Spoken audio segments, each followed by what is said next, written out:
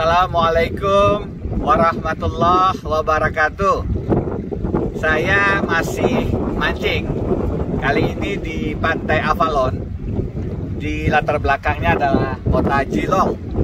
Sekitar 45 menit berkendaraan dari Melbourne City, Australia.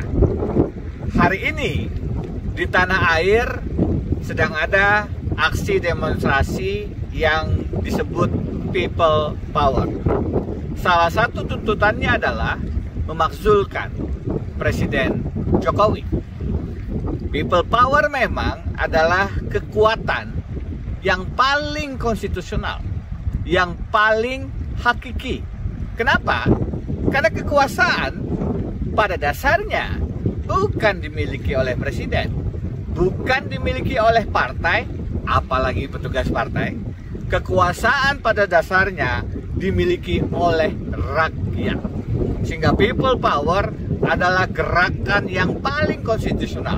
Apakah melalui pemilu dalam memilih presiden atau anggota parlemen, atau melalui gerakan-gerakan di jalan karena tidak bisa menyampaikan secara resmi aspirasi melalui wakil-wakilnya. Kenapa Presiden Jokowi bisa dan sebenarnya wajib dimakzulkan? Sudah pernah saya bahas. Sebenarnya ada dua kata kunci, yaitu adalah pelanggaran konstitusi dan korupsi. Dan itu tergambar di kaos yang sedang saya pakai. Jokowi, don't cawe-cawe, stop dynasty. Jokowi don't cawe-cawe itu adalah mencegah pelanggaran konstitusi. Kenapa?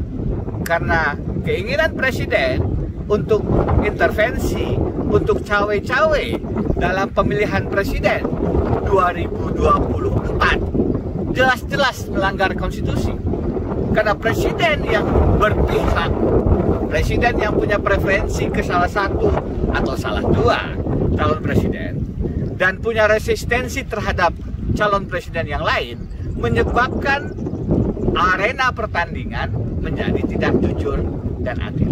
Padahal presiden bukan hanya diberikan mandat untuk menjamin pelaksanaan pemilihan umum sebagai kepala negara, tetapi juga diberi tugas untuk menjaga kejujuran dan keadilan. Apalagi presiden yang sudah outgoing. Salah satu tugas utamanya adalah menghadirkan penggantinya yang bukan saja diinginkan untuk melanjutkan program-programnya, tapi adalah pengganti yang hadir dari pemilu yang free and fair. Tidak ada politik uang, tidak ada politik curang. Nah, cawe-cawenya Presiden Jokowi melanggar konstitusi. Dan melanggar konstitusi itu menurut Undang-Undang Pemilu adalah pengkhianatan terhadap negara. Dan pengkhianatan terhadap negara jelas bisa menjadi pintu masuk pemakzulan presiden. Masih banyak pengkhianatan terhadap negara yang lain yang bisa di-list. Misalnya, mengganti Hakim Aswanto, itu melanggar prinsip kemerdekaan kekuasaan kehakiman. Misalnya lagi, menerbitkan Perpu Undang-Undang Ciptaker yang pengesahannya di DPR terlambat menurut aturan Undang-Undang Dasar, itu pun melanggar konstitusi. Dan masih banyak yang lain. Yang kedua, kata kunci yang dilanggar dengan terang benderang oleh Presiden Jokowi adalah semangat pemberantasan korupsi. Presiden Jokowi akan dicatat oleh sejarah sebagai presiden yang merubah undang-undang KPK. Perubahan itu bukan hanya dari sisi aturan perundang-undangan, tapi esensinya melemahkan, melumpuhkan KPK. KPK menjadi tidak lagi punya gigi di hadapan penguasa, di hadapan presiden. Karena sekarang ia menjadi bagian dari eksekutif agensi, bukan lagi terbebas dari kekuasaan manapun atau independent agency. Tidak cukup hanya melihat Novel Baswedan dan kawan-kawan, komisionernya pun adalah orang-orang yang problematik secara etika, dan bahkan justru diperpanjang 1 tahun masa jabatannya melalui putusan Mahkamah Konstitusi yang dipimpin oleh